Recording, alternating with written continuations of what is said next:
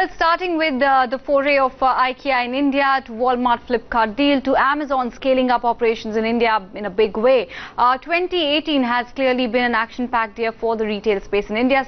Last week, just before the year ended, also we saw a government issue a notification, a clarification on the e-commerce policy. They said in a big setback to all the e-tailers that they are prohibiting all the e-commerce companies with a foreign investment from selling products of all the companies that they have stake in. At the same time, prohibiting e-commerce companies from entering into any exclusive deal for sale of a merchandise. Now, this was a big setback for e-tailers across the board, and big giants, big names from the retail space have lauded this move, including that of Kishore Biyani, who says that this is something that will force all the e-tailers go back to the drawing board, redraw their strategies, take a re-look at what their game plan will be now, because now, according to him, they will essentially be narrowed down to being just a marketplace and not a retailer. He says this move is going to pave way in a huge way. There'll be a huge number of opportunities for all the brick and mortar and all the traditional retailers that are operating within the Indian market space. So clearly, it is a big booster for all the retailers. Morgan Stanley also recently came out with a rather interesting note on the Indian retail space, saying that it's the hybrid model, which is a perfect balance of all the digital prowess of the online community, online retailers, along with the physical infrastructure and customer interface prowess of the brick and mortar. So it's a hybrid of the two coming together in order to address the shortcomings of both of them in a big way, in a way that will benefit retailers across the board. Now, he says future retail is well placed to capitalize on this model. Hybrid models, according to Morgan Stanley, will actually lead a disruption of large consumer brands as well in India. They also at the same time say it's the grocery segment wherein they say the next big opportunity. That's the pie. Look at the kind of opportunity there is. Of course, electronics is grabbing the largest chunk, but grocery is where Morgan Stanley says comes the next leg of growth, next leap of growth.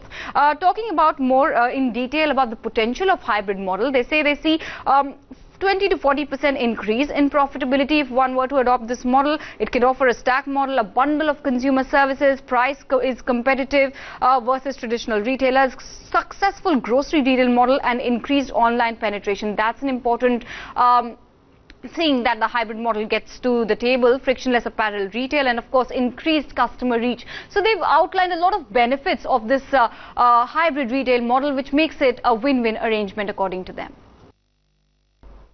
All right, thanks very much, Karna, for taking us through those details. In fact, Kishore Biyani, Group CEO of Future Group, joins in to discuss more on the outlook for the business going forward from here. Mr. Biyani, it's great to have you on the show. Thanks very much for taking out the time. Here's wishing you and your entire team a very happy and prosperous 2019. And I want to, take it off from a very positive note that we've set out in 2018.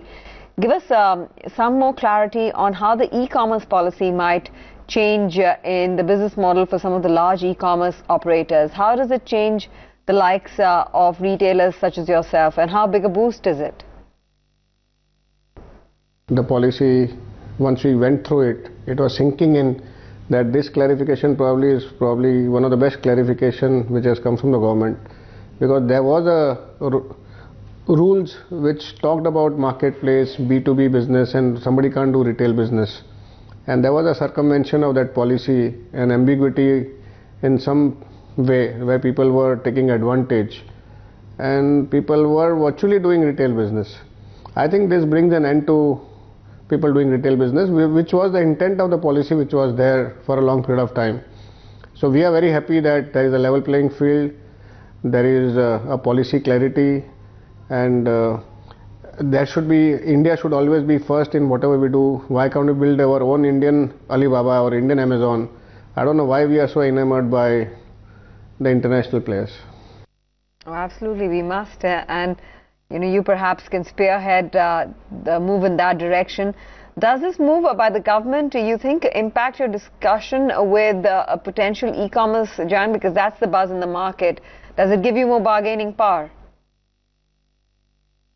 I would say we are looking at a collaborative approach of doing things, and we believe we have created an interesting infrastructure in the country in terms of operating out of 355 towns, having our own value chain management, having our own supply chain, having our own physical retail stores, data. to multiple things. And we believe if we can align with somebody, we can grow much, much faster. So there is always a collaborative way of working, which I believe will continue to happen. And we would be looking at how we can collaborate with multiple players to do multiple things to maybe excite our customers and make product reach at a much, much faster speed to the consumer. The Indian retail sector saw some interesting events and changes also. Experts believe that the sector is at an inflection point and could grow substantially in 2019. And do you agree with that, A? And how do you see future group growth in 2019?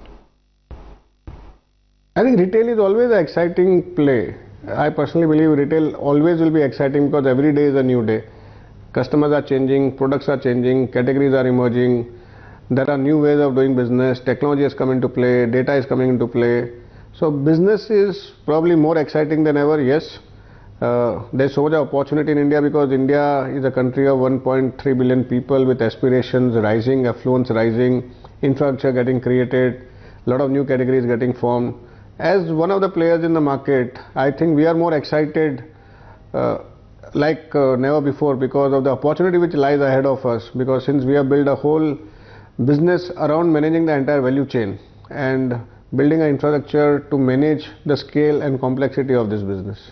Now, Mr. Biyani, in India, grocery accounts for 62% of the total revenue, but the store-based retails have captured only 3% of the opportunity, and online penetration is not even 0.5%. Could this be the story for 2019, and could this be the story for future retail also? I think we operate in more than 355 cities and around 8,000-9,000 rural towns. So we have a large distribution base. We have plans to open 10,000 small stores over a period of next 7 years. So we are currently opening around 2-3 stores a day. And our effort is to make grocery a very important part of our business, since we have a lot of our own manufacturing, nearly 40 manufacturing units which we have set up in our food parks in Bangalore and Nagpur and more coming up. So for us, grocery is the important play, but still grocery is 35 to 40% of our business, food. And we believe as we go forward with a lot of small stores coming up, the percentage of grocery might increase. Right. Mr. Biyani, if we look at how retail has evolved in countries like, say, China, we have seen a convergence of brick and mortar models as well. Do you expect hybrid retail model may work best in India as well? I think too much of importance has been given to pure online because it started in a different era, and physical retail started in a different era. Ultimately, it's all about delivering product, brand and service to a consumer, whichever way they want it, and whichever is more efficient, more fast and more cost efficient. So I believe since it started separately, if we look back in the last 2 years, China, I think the models have converged. US also to some extent the models are converging, and in India I believe like we bypassed the electronic typewriter, we will get into a converged model very, very soon, and maybe in 2-3 years time nobody will talk of online and offline, they will be talked together. Hopefully so. So, Mr. Biyani, for all those who predicted that 2018 would be the beginning of the end of physical retail in India are clearly mistaken then. You know, omnichannel retailing was the name of the game in 2018. As a pioneer of this model in the country, help us understand how the models worked for you and what has been the growth since its inception, and what are your future plans with regards to the omnichannel strategy?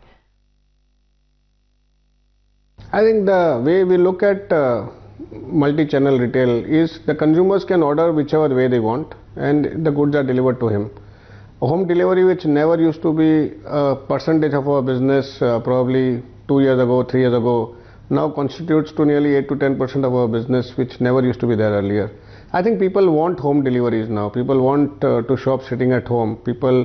So whether they use a mobile phone to call up, whether they use your app to call up, or whether they use your website to call up, I think we as a retailer are now ready. All our small stores are totally digitally designed to make members, to look at data, to create assortment, and which is totally, I would say, the entire stores are digital. The consumers are digital, the payment is digital, they can track the supplies. So there are multiple things which we are able to do because of the digital invention in a way. All right. You guided 25 to 30% sales growth. Could this kind of growth be maintained in the near term?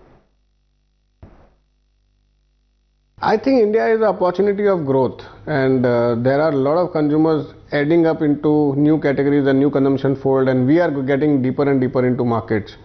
So we believe with the kind of growth plan which we have, we should be able to maintain this kind of growth. Analysts believe that the success in grocery business will be the key differentiator for future. Do you think grocery retail can help brick and mortar retailers to keep a hold on the retail market share? I think 10,000 small stores is a big plan, and they are all grocery driven stores. So nobody can make a bigger plan than that. Okay, so how do you see yourself sustaining your profitability amid such competitive pricing, omni-channel strategy, etc.? And what is the kind of margin growth that you're aiming at? I think the government's policy has somehow reduced the pressure. Secondly, we as a group are end-to-end player, value chain player. If you look at our grocery model, we have a lot of our own farms. We have primary processing, secondary processing. We have our own distribution. We build our own brands, and we have our own stores. So our cost of doing business probably is very competitive.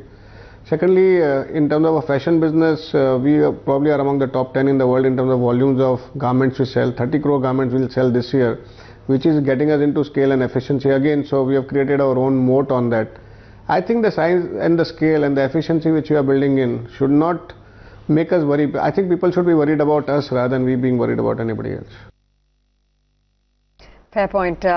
Mr. Biyani, thanks very much. Heartfelt thanks for joining us for our special programming. Stepping into the new year, we appreciate your insights and thoughts on the sector and on your company.